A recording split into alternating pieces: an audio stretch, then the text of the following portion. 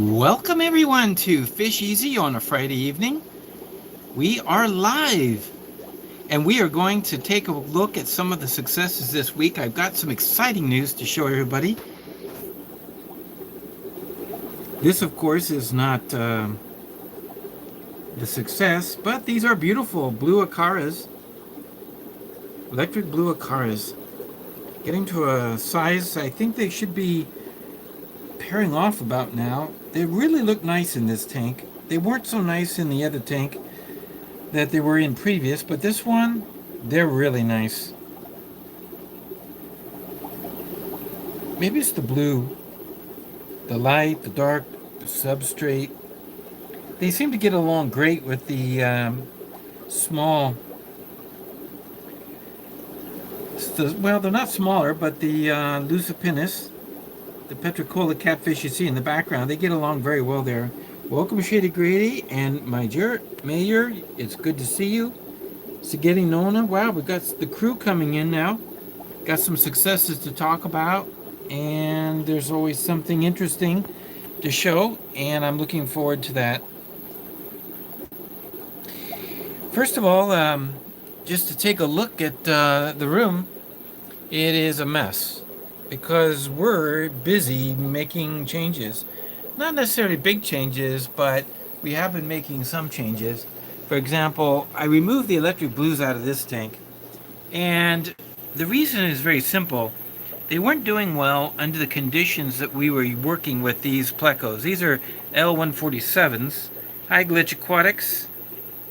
Oh, you just finished your water changes? Well, that's kind of nice. I spent a couple hours earlier at the grow out center really changing lots of water and cleaning tanks, and now I'm here.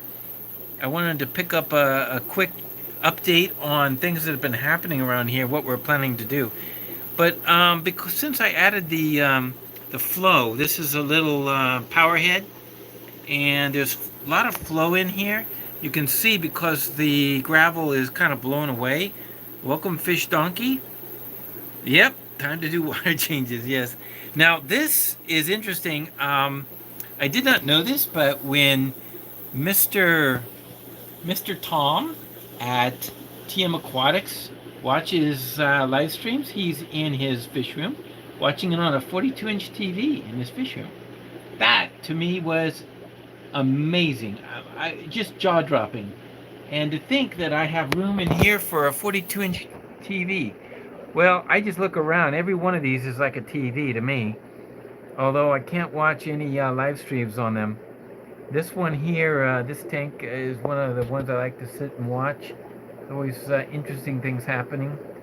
But just getting back to the point, I removed the electric blues out of here because they were just hiding in the crevices, the corners, and in the dark, because they were trying to get out of the high flow. I don't know how much flow we need to have. And if you join us here tonight, Tom, please let us know. Do you think that you could have too much flow in your tank? Now, I've been also augmenting and doing some water changes with some RO water just to bring down the TDS. And I unplugged the heater so I could get a little drop in temperature because it was way too warm for them. I think it was like 82-ish, and that's just a little too much. Oak Hearts, you are on the ball. And Red Laser joined us, Glitch Aquatics. Thank you so much. Sorry you lost your black ram. That is not uncommon. They are very difficult to keep alive if you have more than one because they are so vicious. But honestly, I got great news, and thank you so much for remembering. We have success. Our success tonight is with this egg trap. Unbelievable. Here is the tank. I cleaned the glass last night. I still see a lot of reflection though, but somehow something has changed in here, and I'm excited because basically these fish were in here. The Daniels were in here and nothing was happening, right? They seemed to be very spookish. So what we did was we introduced over a dozen blue eye. You can see the blue eyes on those guys. Look at the blue eyes. They just stand out. So I put some rainbow fish in here that would hang out at the top, and they wouldn't cause any issues since they're pretty much an upper dweller. The additional fish I put in here were these little guys. They hang out over here all the time. They're CPDs, also a celestial pearl Daniel. So there's also a group of mature CPDs. Now, here it is. There is the moss that's been growing in like a weed. It's just been really looking nice. And you notice that the CPDs patrol it, which makes me wonder. So this week, after now a week after I put all these additional fish in here, and I've been feeding them live baby brine, I reduced the temperature. The heater was way too high. That was another problem too. I think it was a no good heater. So that's a reduced temperature. It's still not cold in here. It's a pretty warm room. In fact, it's 78 right now. I have a thermometer right there. 78, 45%. I keep tabs on the room. It's usually so hot in here I start sweating in my shirt, so that's why I'm 99% of the time I'm wearing a tank top just because it's so warm in here. But now, tonight, I wanted to show you the results. Now, this week, what we did was check the box. Now, there's been some surprises in the box. Now, I'm going to look at it for the first time tonight. I haven't looked at it yet. I wanted to do it with you guys. But here in the box, there's some things that I noticed. One was there is a bunch of tiny, looks like planaria. Tiny little planaria. I don't know if it was a baby planaria that will grow up or they're just a different species that stay small. But I'm going to treat the tank with planaria no. I want to get rid of those guys because I don't want those in a breeding setup. It's very easy to do. And yet this has been collecting detritus and things because obviously whatever happens to get sucked up into that egg trap also gets thrown into here. So I was looking in here on about Monday, and when I did that, I noticed that there was a fry swimming around. Now, what that means is the fry actually hatched sometime prior. It didn't just hatch on Monday. It takes 3 days after they hatch before they're free swimming. So I knew that. So that told me that there was some success. So I siphoned him out. And that day I was able to actually find 3 fry that were pretty good size. And I took those 3 fry, siphoned them out, and I put them over into one of my jars, and we'll look at that in a minute. And then 2 days later, I did a technique to look for, in the bottom, more eggs and fry. And there's the bottom right now. And what I did was, I kind of I use this, I don't know is the best way. Will rams all die of temps in lower 70s? The answer to that question is no, not right away. I have actually had temperatures drop that low, and my rams, you can tell they're not happy, and I know they're not happy, but I have found that when I discovered that the heater's not working or something, it's time to bring it up, then I will get a heater and work it up. Now, I'm just pulling my chair over. I want to show you how I do this. We're going to look for fry right now. I really would like to see some. Okay, here's how I do it. For all you Aussies out there,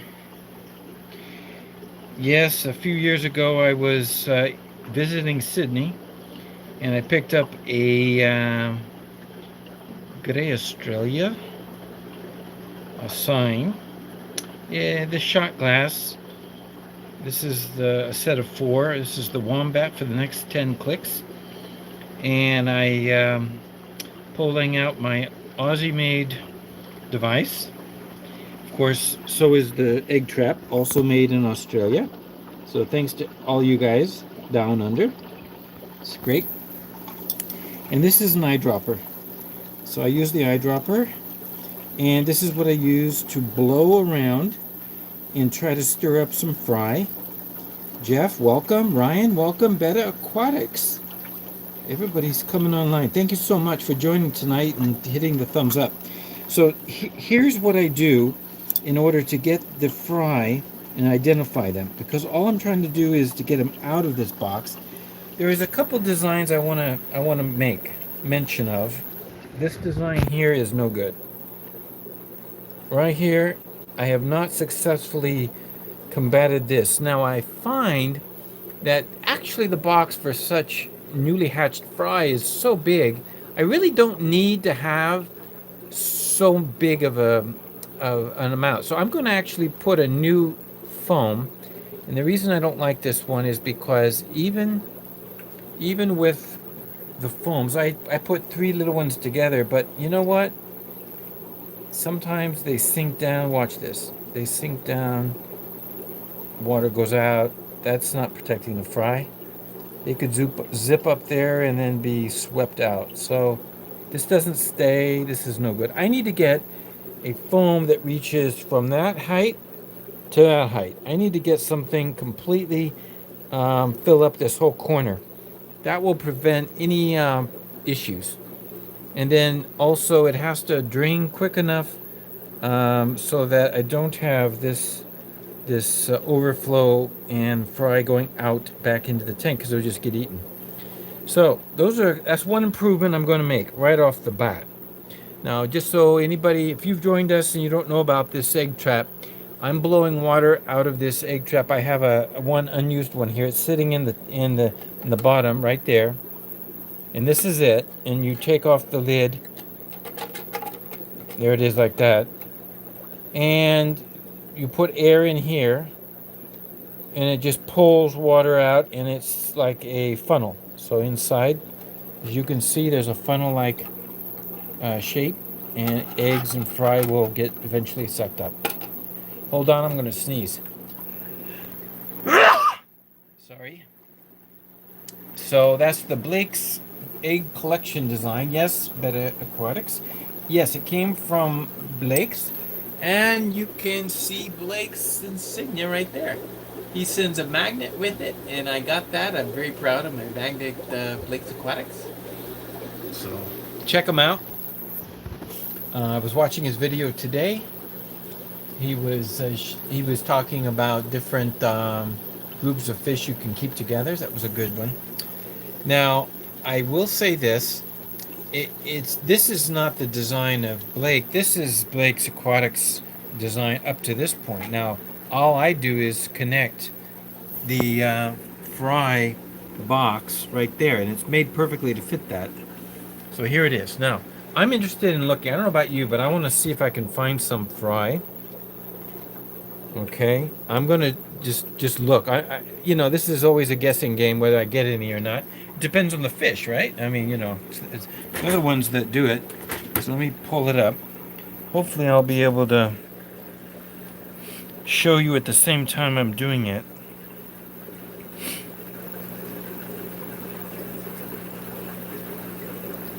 Okay.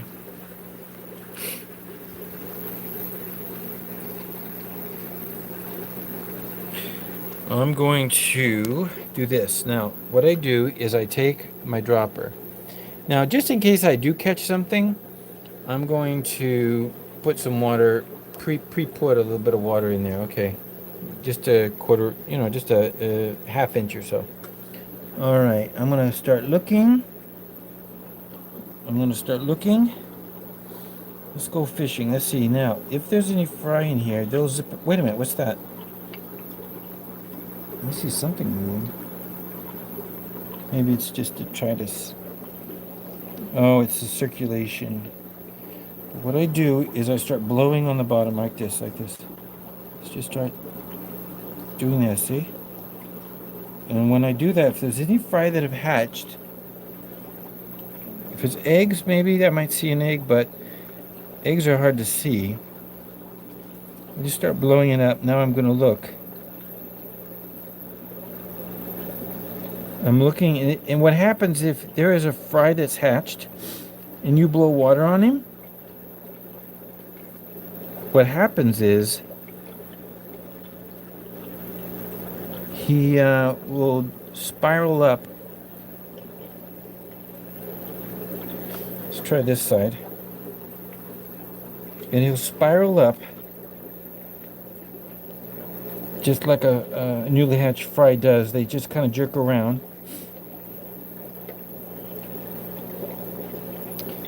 And if he jerks around, I will see him. And I can nab him with the eyedropper. No, I don't see any here.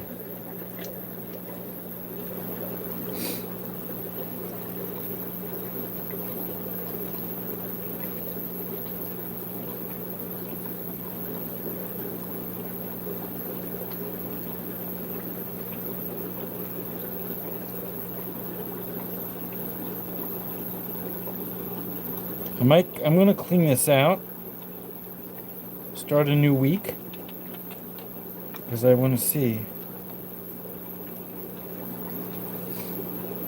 With a lot of egg scatters, especially these kind, Danios, the eggs are so small you can hardly see them. I mean, seriously, you can hardly see them. Nothing. Okay, well that's what I did. I saw some fries stick up, and let's go take a look at them, if you don't mind. Let's go take a look at them. I'm really excited. So once I get them, I just bring them up over here. Yes, this is where I put them. I put them in one of these containers, and let's take a look at what we got out of them. There it is. As you can see, I can see fry. You see him?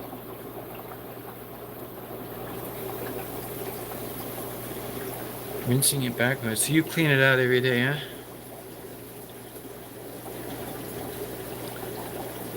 That's another way of doing it. Yeah, just kind of rinse it out every day. That's a great idea. And then just put them in something like I have a, you know what I have, Glitch?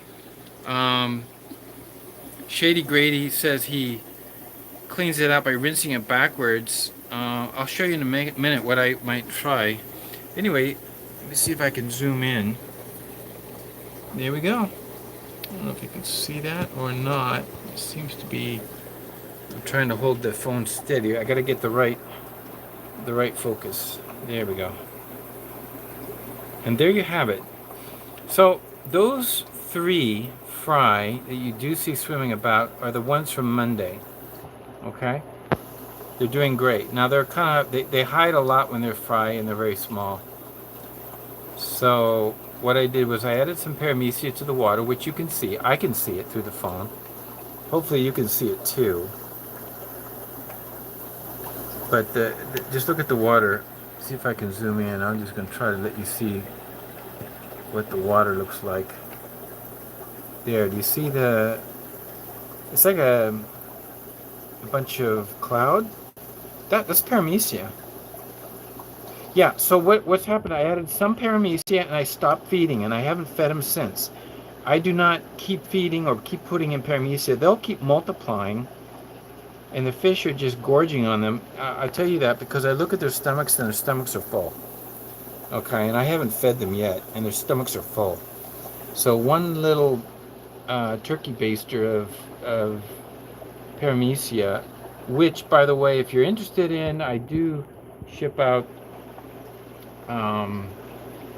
starter cultures so you can get going on the paramecia. I have a whole video on that. Also, you can just order it on FishEZ.ca.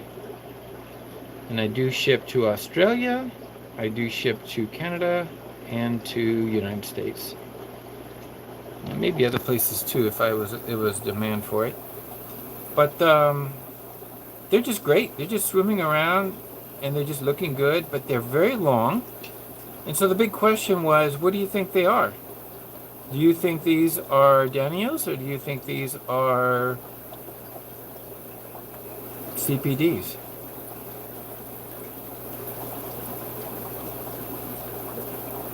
Now, the 8. Now, see, look down below. You see what? There's one lying on the floor right there. Let me see if I can see it. There it is. I don't know. I don't know how good it's doing. See right there? That guy, let me see. I don't know if he's alive or not, if he died. This one right here. But earlier I was trying to find some of the 8 fry that I pulled out a few days later. Looks like there's one in the back, right up against the glass right there at the end. See there? Right there. But they're not quite free swimming yet. They're in the bottom of the glass jar. Oh, there's one kicking around. I just saw one kicking around along the bottom. So yeah, I got to give it one more day or two. In fact, by next week, when we live stream next week, the update on these will be really interesting just to see, by pulling them out with an eyedropper, what I end up with in this little container. It should be 3 plus 8. It could be up to 9, 10 fish that may make it. But I'm not going to add any more food because I don't want the water to foul. I just want the fish to gorge on the paramecia. CPDs, huh? So I guess you guys have had some experience with CPDs. For me, this is a first. I'm excited for CPDs or Daniels, whichever one. Either one, it would be a first for me to raise those. So it's a new breed in the fish room. For me, I'm excited about that. Just because the contraption's working and it seems to be doing well. I'm going to make some more. I did do some water changes prior to getting the results. So let's give that a shot this week. I'm going to take this container and this contraption.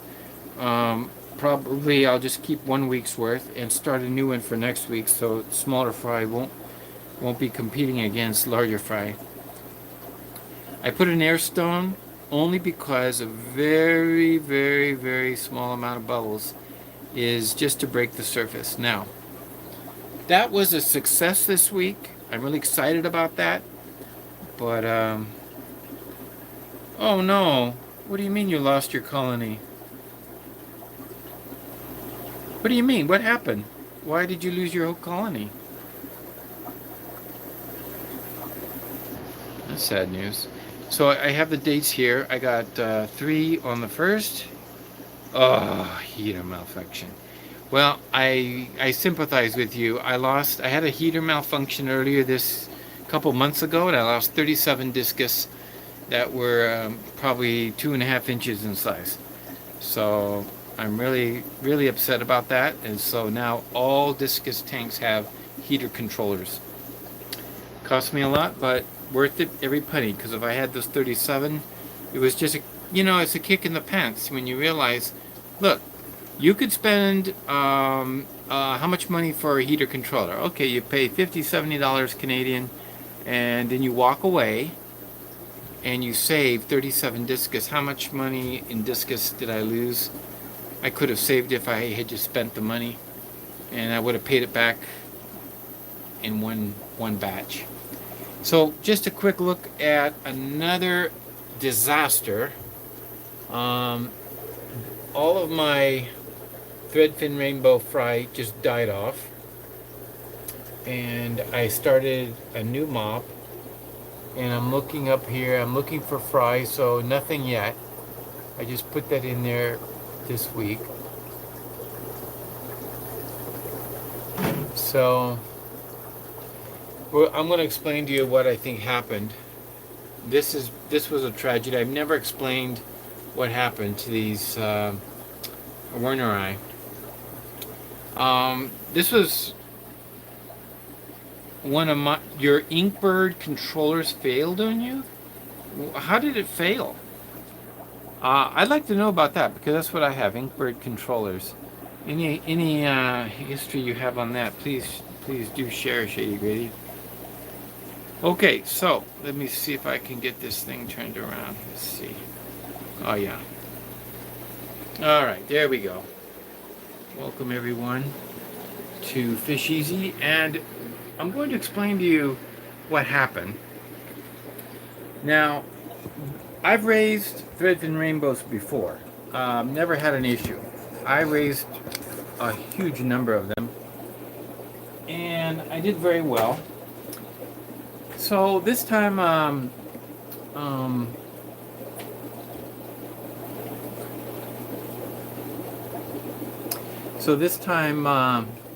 what I did was I started up, got some fry, and I was feeding them paramecia, and they were doing well for a week.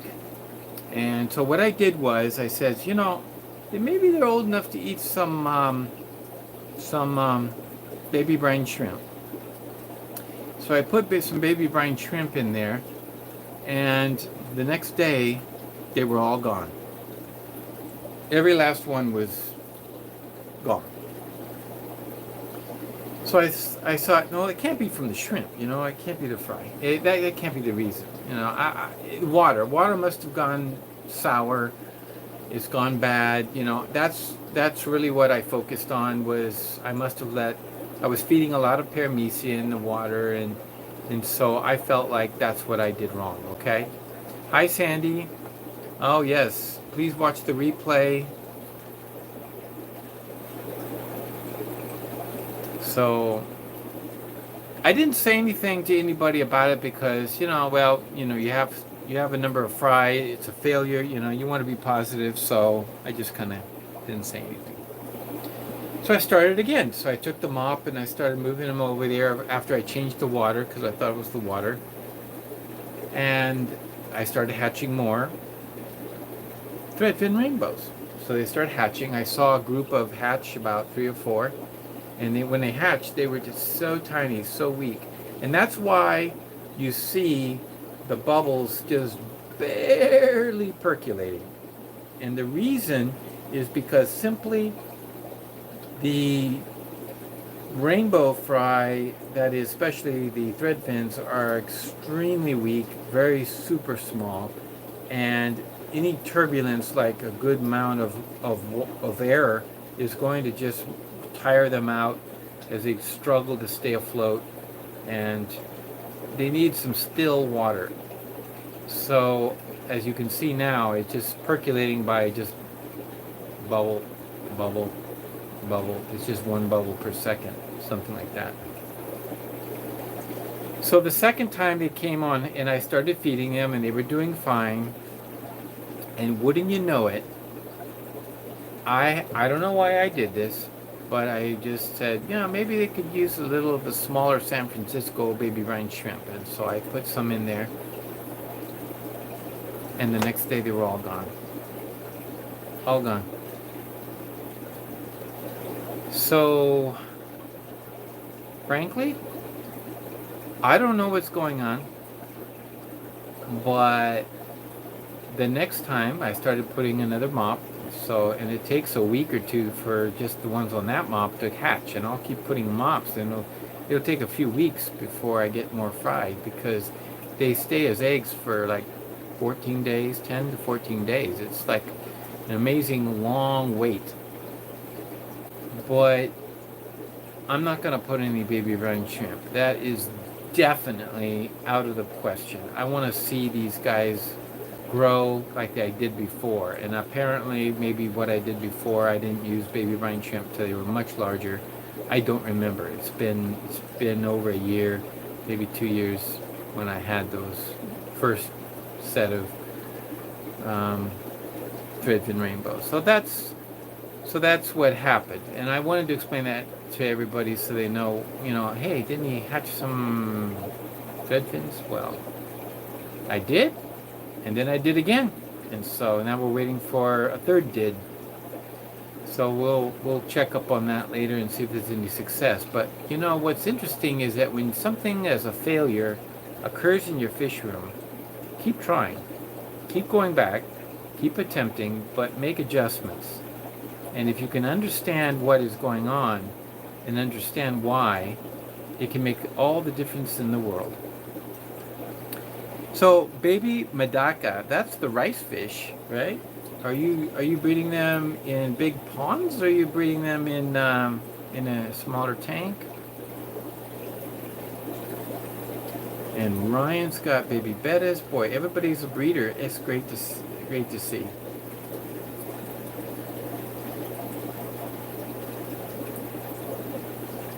Okay, just checking to see if there's any questions I missed.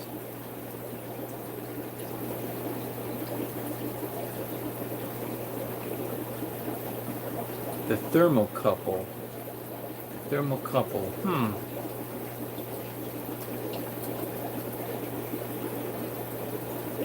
Really sorry.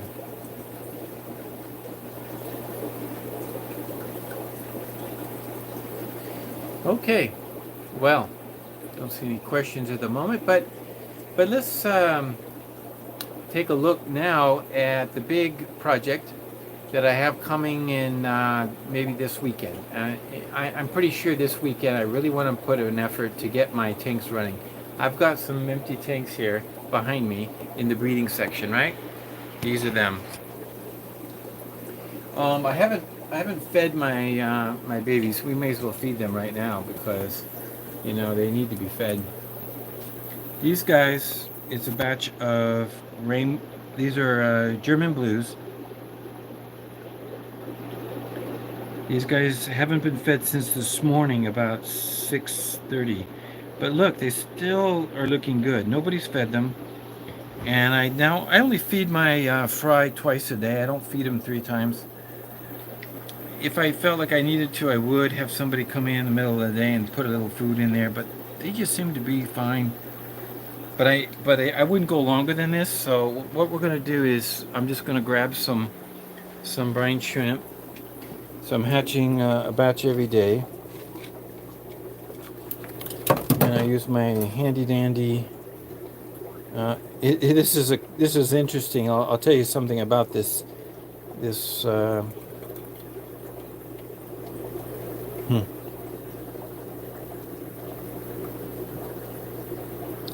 This is perfect. Now, what's interesting about this thing is when I have it in my hand and I start going to some tanks, guess who gets excited? The fish have realized what that means, so they recognize my feeder. So I'm gonna put it in there. Okay, and we're gonna feed them. In a few minutes, they're gonna have lots of full bellies. So that's on the front. It's a drip system. They're getting dripped. Let's take a look at the drip. Make sure it's still dripping. Yeah, it's dripping. It's been dripping continuously for I don't know how many days, but it's resulted in some really nice fry. They get water changed constantly, so within a day or two, I don't know how many 100% water changes that is. But I'm just taking a look at these 4 tanks. So we're going to do 1, 2, 3, 4. I'm going to do a video on setting them up and putting the pairs in, but I'm not going to do that tonight. I'm going to do that this weekend and put out the video. It may be sort of a quick editing job, but it will just be the complete video. And what we're going to do is show you how I'm going to set this up and what we're going to breed this weekend. We're going to breed some barbs. And I want to get that going because, as you know, it'll take a week from the time we breed them to the time that we get fry going. So this has been sitting here for a couple weeks, and I haven't been able to get to it. So it's like, hey, if I had gotten to it before, guess what we would have had by now? Hey, Meyer, thank you so much for the super chat. I really appreciate. You're very kind and generous. And it's been a while. We haven't really talked, have we? You and I haven't been able to meet up in quite a while. So, but anyway, I'm going to breed my green tiger barbs, but not the these down here. These are my platinum green. I've got platinum green. I've got some ruby barbs, as you can see. But I may not have any females. It looks like I don't have any females. Honestly. I don't know. They look like they're all males to me. And some red tigers. So notice how they're all kind of different in behavior. They're all tiger barbs, but Well, not the ruby barbs, but the greens and the reds are the same species, but the reds tend to stick together and the greens tend to stick together. Now, that's weird. If they're the same species, you would think they wouldn't, but anyways, these are not the greens I'm going to raise because I'm conditioning these guys up. They may be the next batch. If I get males and females out of this dozen green platinums, because green platinums I don't see a lot of around here. I really wanna see if I can get some quantity going with the green platinums. I've never been able to get quantity. Always just one or two fry. So I haven't been too successful. Now the ones we're gonna do. Uh-huh. That's interesting you say, my mayor. These are the green tiger barbs. These are the males. The females are in another tank. So I'll pick out 4 males from this group and 4 females from the other tank. Now, together, out of the 4 tanks, there's always a chance that a pair isn't compatible. So that's why I do 4. I'm going to do 4 tanks at once. So I want to guarantee myself a good batch. If all 4 should happen to breed, well, great. That's a super batch. I would probably get, I could get up to 800 fry if each pair produced about 200 eggs. Egg scatters tend to do that. They have larger batches. Now, the other thing is if one of them doesn't pan out, what I'll do is I'm going to throw into the tank the male Pentazonas, and that's these little striped guys. I love these guys. I'll throw in 3 males and 2 females, and we're gonna leave them in there 3 days and then pull them out. Now tiger barbs, once the female stops mating, she's just gonna get beat up, so it's usually within 1 day I have to pull her out. But these guys are breed differently. They're a lot more shyer, they're a lot more peaceful. You can leave them in there and they will produce over the course of a couple days of being together. These males haven't seen a female for about over 6 months, probably closer to a year. That's my guess. But I love them. They school so well. They shoal together constantly. They're super peaceful. And you know what? They don't have a nick in their fins because for some reason tiger barbs don't seem to be able to get to them. I don't know what it is about these beautiful barbs. Look at that. They are gorgeous. So that's what I'm going to do with a tank. If there's a tank available, I'm going to zip in there and throw them in there, and so I can get another, get a chance to get another tank going. Or I also have, well, the African banded barbs I'm not ready to breed yet. And the reason why is because they just haven't been conditioned and separated like they should be before I try or attempt. So that's the reason. That's my goal for this week. And then once we get the tiger barbs bred, all of these will be removed. I'm emptying this tank of all barbs. And guess what's going in there?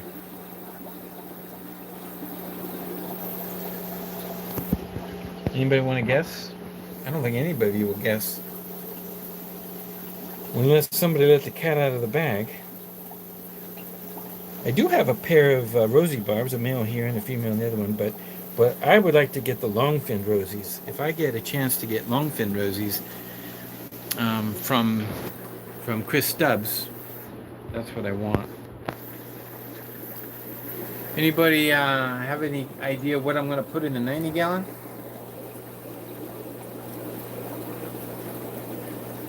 Believe it or not, I'm going to take the keepers of the discus fish we've been raising over at the fish house, the grow out center, and they're the ones we're keeping to pair off and use as future breeders. So they're the nicest ones out of all of the hundreds that we have. We pick out a few of the nicest ones, and they will be our future breeders. We're going to put them in here and get them out of there because we need those tanks for just growing out smaller ones. And once they're out of there, this tank is going to look gorgeous. It's going to be a discus tank. It's just going to have discus in it. I may leave the Lucipennis in there for now. Lucipennis are a little, they're going to be a little problematic, but I have a way around it because the Lucipennis don't like water changes. They do not like fresh water, and I put fresh water when I change the water of that tank. But you can only do a little bit at a time. You can't do major water changes. But if you're just growing out discus, you don't really need to do super amounts of great water changes, especially when all I need to do is turn some valves, and I can drop and do a 1/5 or even a 1/6 water change every day. You know, just keep it fresh that way. So I think I'm going to do lots of multiple small water changes as opposed to one big water change each week. So I'll be doing that a little bit more regularly with them because it's so easy to do on that tank. But that's what the plans are. So exciting news. We'll see some beautiful fish in that tank, something to really sit here and really drool about. And a great shout out to Mr. Gary. Mr. Gary, you know who you are. You're in our fish club. The other day, he mentions to me, he says, go to the Chinese place over next to the restaurant, and they have the things that I use for my baby brine shrimp when I'm feeding fish. So I went over there to check it out, right? But it wasn't exactly what they had there, was not quite exactly the one I have, and I've still never been able to source the one I have, because the one I have I got at a dollar store, and I don't even know which dollar store, and since then I've never seen one like that again. And it's a great quality compared to the ones I get at other dollar stores. So if I ever should find a source for that strainer, it's called a oil separator. Just so you can see it, I'll hold it up again. Wait a minute, where did I put it? I set it down. I don't even know what I did with it. It's not there. I always normally put it back right where I need to. I do have this one. It's not quite the same.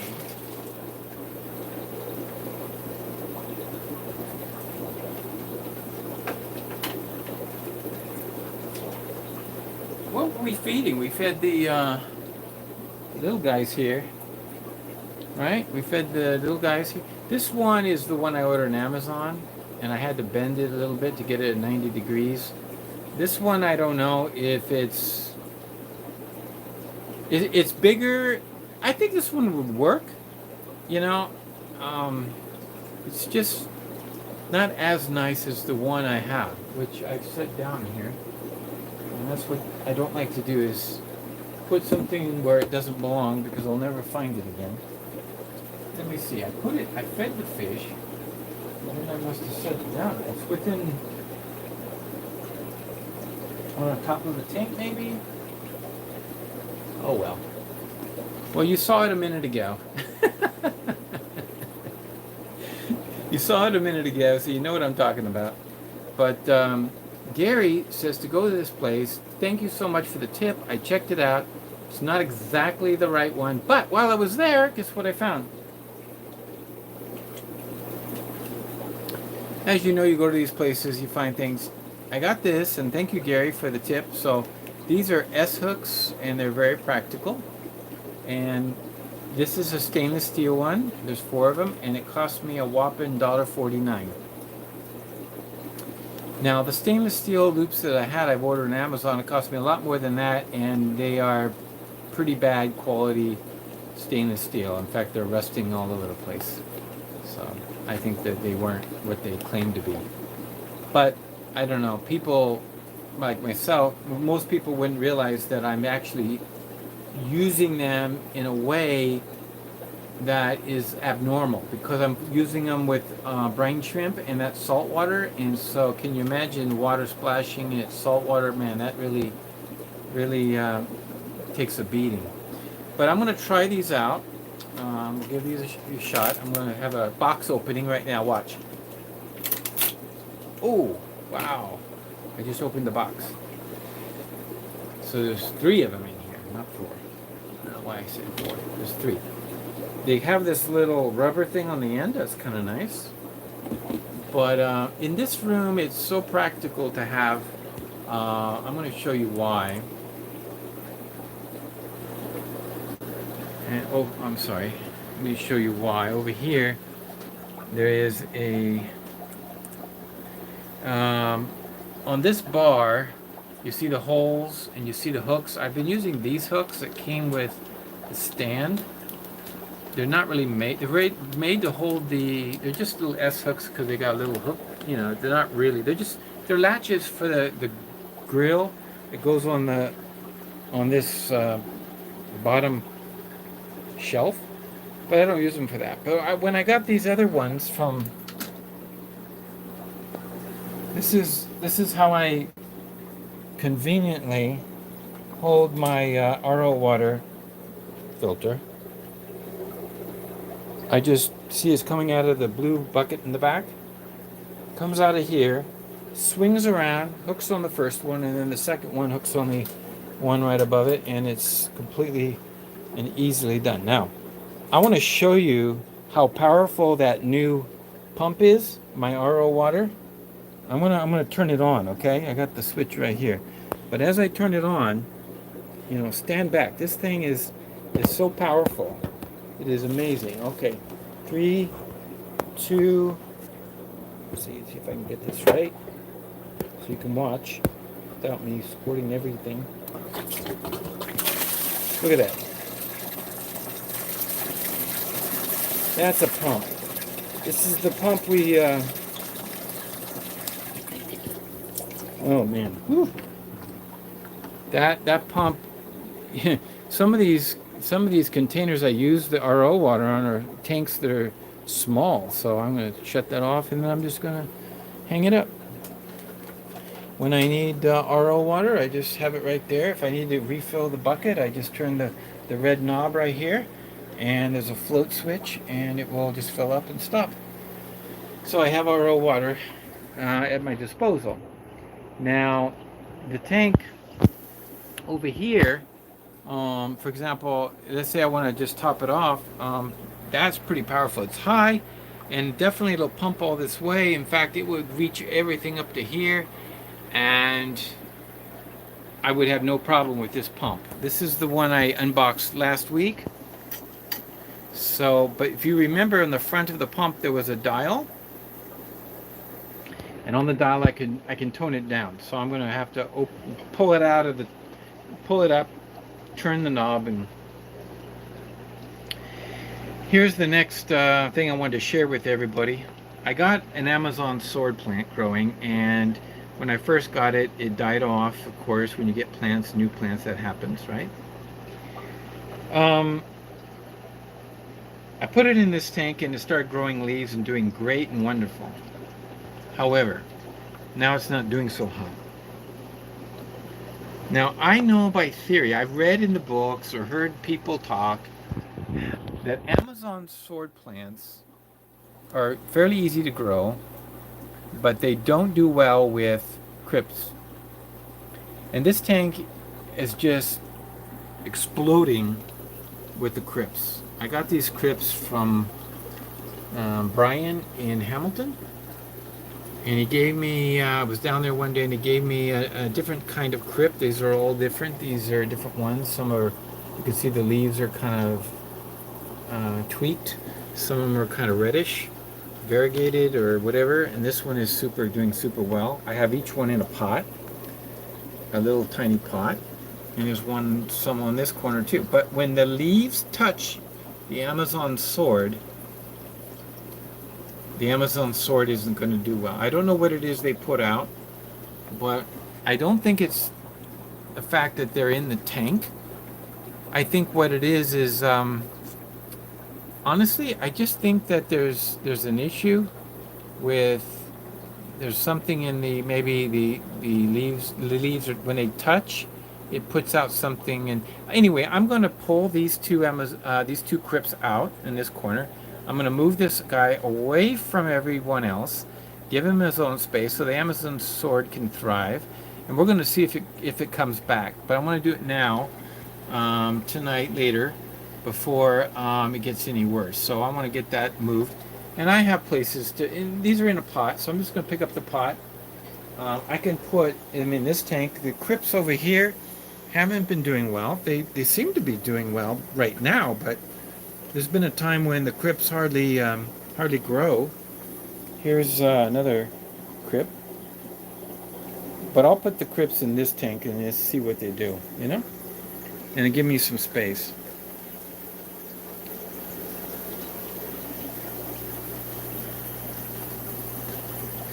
Yeah, so that's the update on this tank. Although, just to let you know, the one female and three male Illuminatus are doing stupendous. They're still throwing out lots of eggs. I get the mop. I've started a new tank here with their mops, so we're going to see if we get some fry. I have not seen any fry yet on this tank, but give it another week and they may start appearing. I love these tanks up high because I can just look up at the surface of the water and it's like a glass mirror. And when there's a small fry, they show up so easy. See, look at this. Look how easy it is to spot them along the top water. There's nothing there, but if they were there, they would be easy to spot. And here's something else to share with you. I definitely have an issue with some tanks developing a small microorganism. They're floating around. If you look really close in this tank, you can't see it on camera. You just can't. But I'll give you an example of what they look like. Okay, tank on the left has it. Tank on the right does not. Now it's true I have light coming down here on this one. I did a potassium permanganate treatment on this tank last night to see if they would die, but they didn't die. They somehow managed to get through. The fish are fine, but I don't know if you can see the little tiny cloudy. They're not paramecia, they're smaller than paramecia. No, you can't see it. I wish I could figure out what it is. I'd like to know how to treat the water so that I can wipe out these things. It'll eventually get too cloudy and white like that and eventually suffocate, I think. But to combat that, I just keep doing water changes. So, you know, my water changes are like, let's just turn that on. And now we're doing a water change. They need it. I haven't done it yet today. But I'll just keep doing water changes on that tank and the fish will be okay. Those are angels, by the way. I think they're seal points. But I'm doing a water change right now. You can hear the water draining. It just gets sucked up out of here and down this siphon and off to the drain. Goes there and then off to the drain. Whew. So this is a question as to why this is. I'll refill this tank with water I have. I don't know why. And this tank is got German blues in it and it's crystal clear water.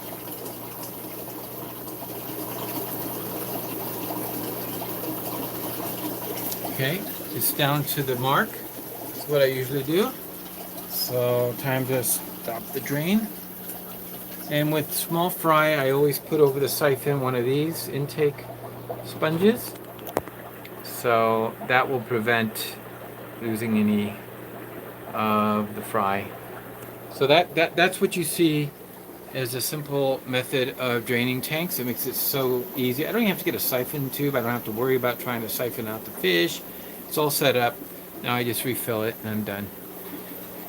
Black rams, everybody's over here. Let's see, how's everybody doing? Everybody's, this is my pool. I'm watching for any fish that might be interested in breeding, and if they do start getting into breeding condition, I pull them and put them in a other tank, the pair that's trying to breed, and then they usually lay eggs.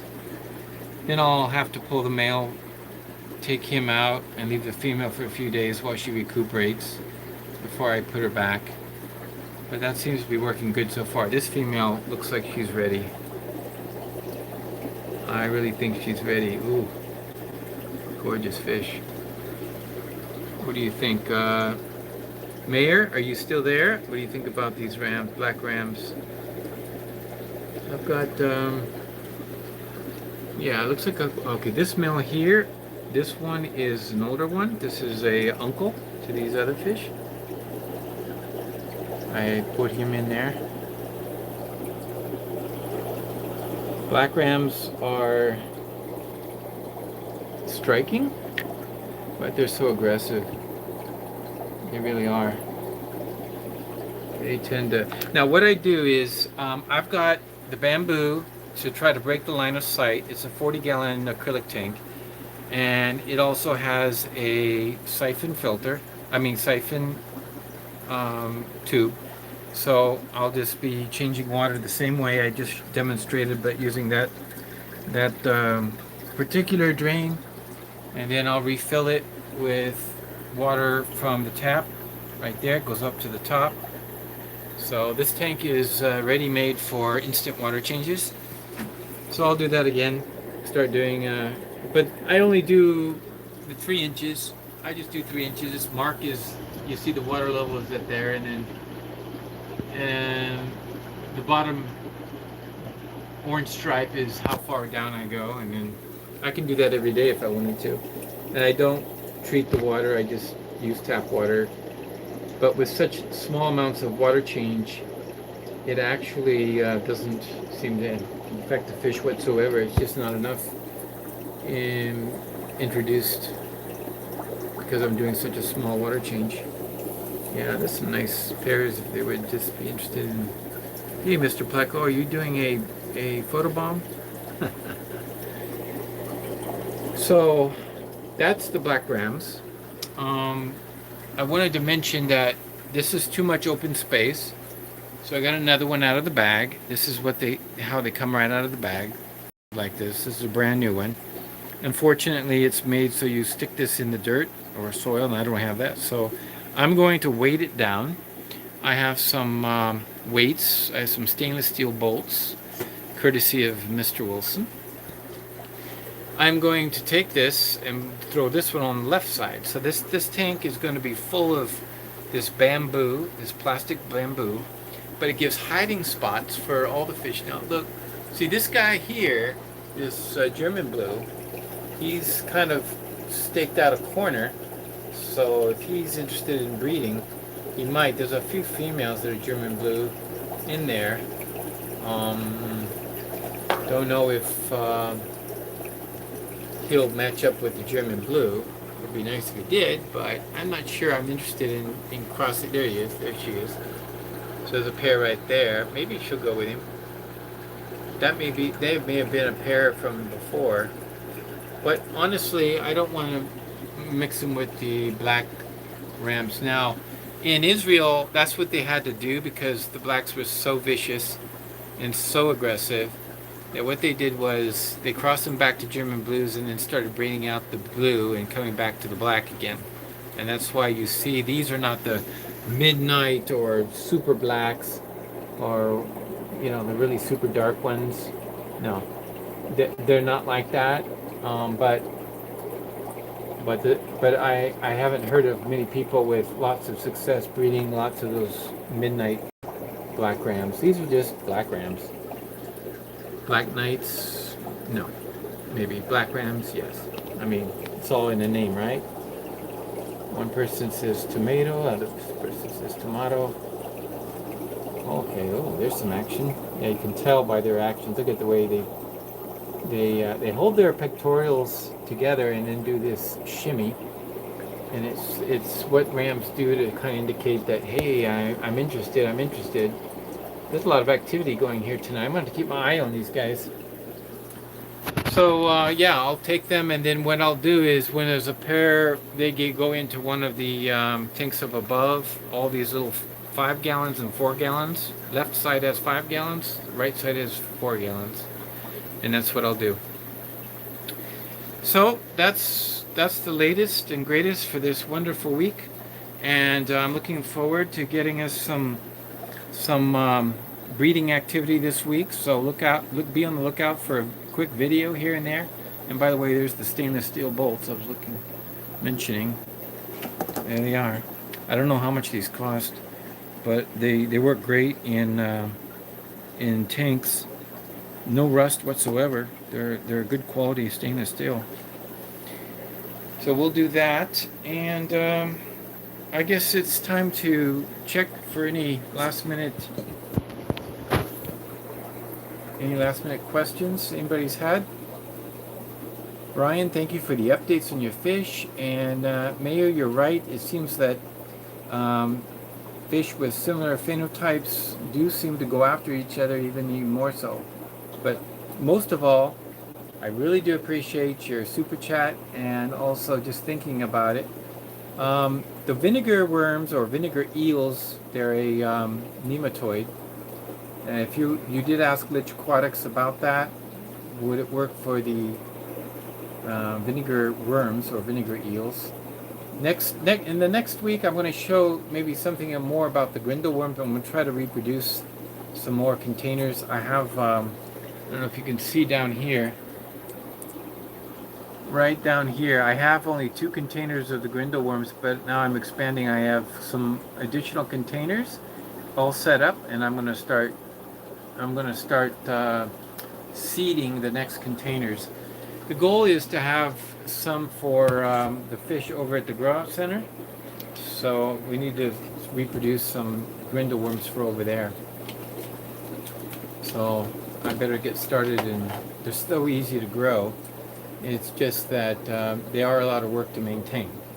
But if you're feeding them every day to your fish, that's the easy part. They're easy to maintain if you're actually doing something with them every day. So I didn't refill the water, did I? For those of you who don't know, how do I refill the water? I'll demonstrate that right now.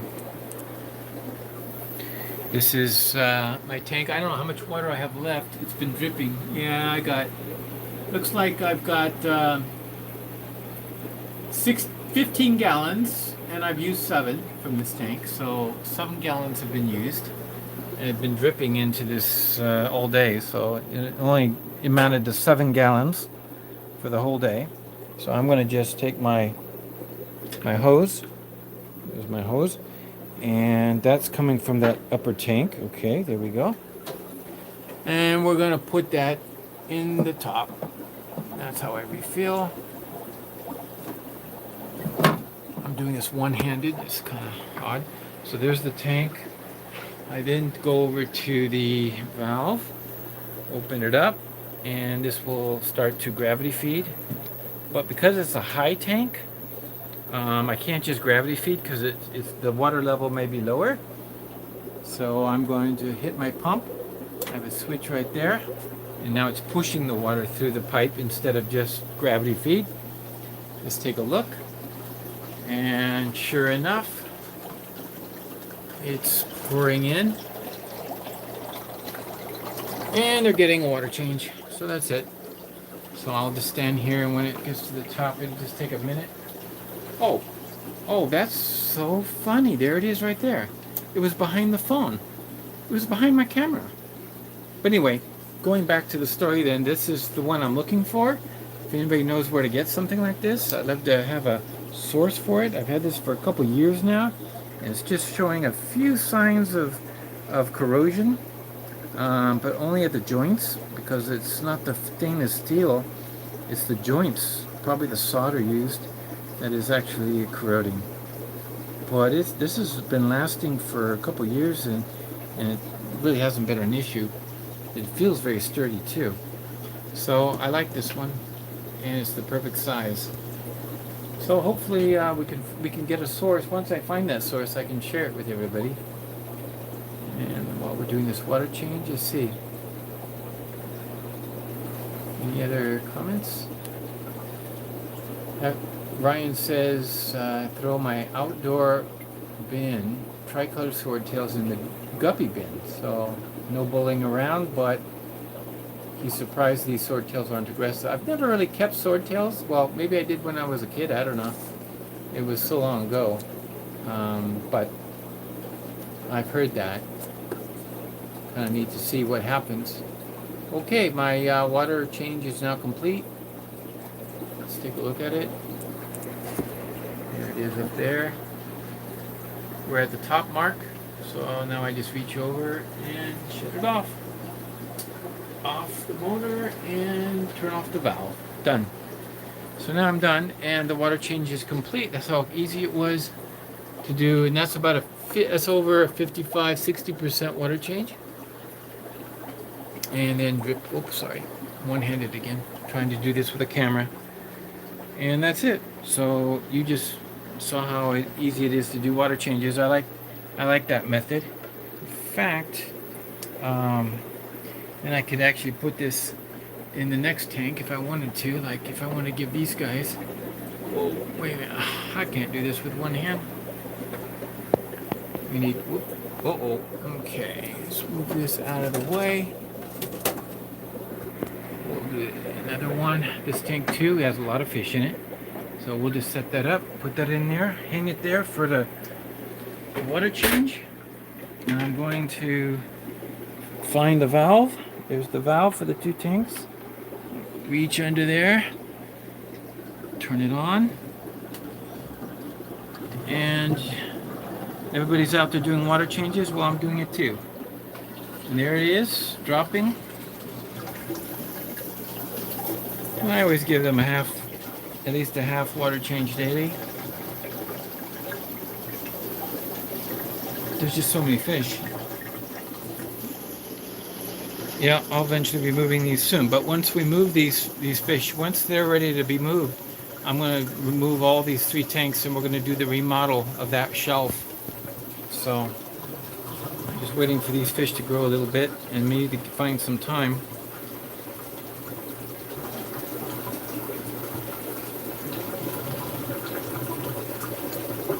Okay.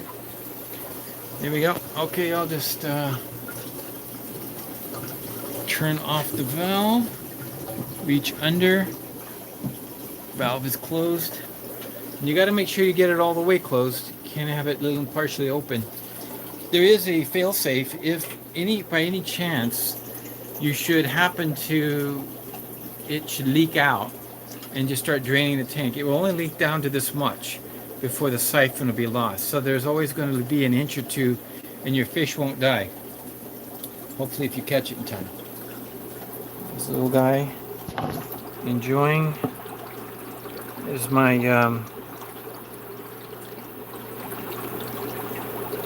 that is a red lizard pleco. He's enjoying the water change too, so they're all getting it. But as changing the water does stir everything up, but in a few minutes this subwasser tang will settle down and the fish will of course feel better, I guess, with water. And that's it. So we've had an interesting evening together. I know that everybody is going to be very kind and hit the thumbs up button or do whatever you can. If you haven't subscribed and you'd like to, be sure to do so.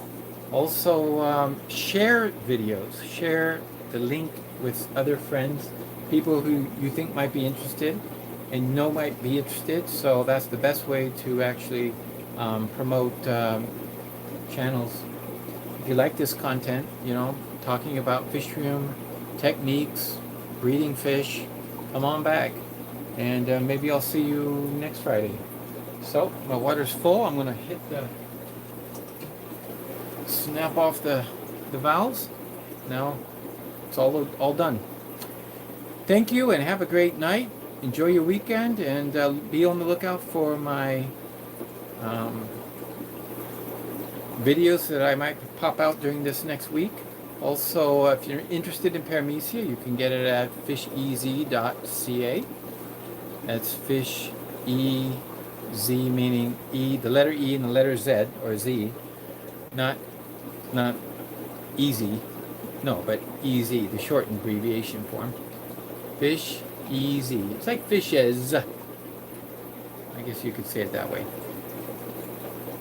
So thank you very much, and it was a pleasure to see you all. Thank you so much for joining. I hope you enjoyed something, but most of all, I hope you learned something or saw something that piqued your interest. If it's the egg trap, or if it's something that the way I do something, feel free to leave a comment below if you're watching this on the replay crew, so I can know if you're catching up with the videos.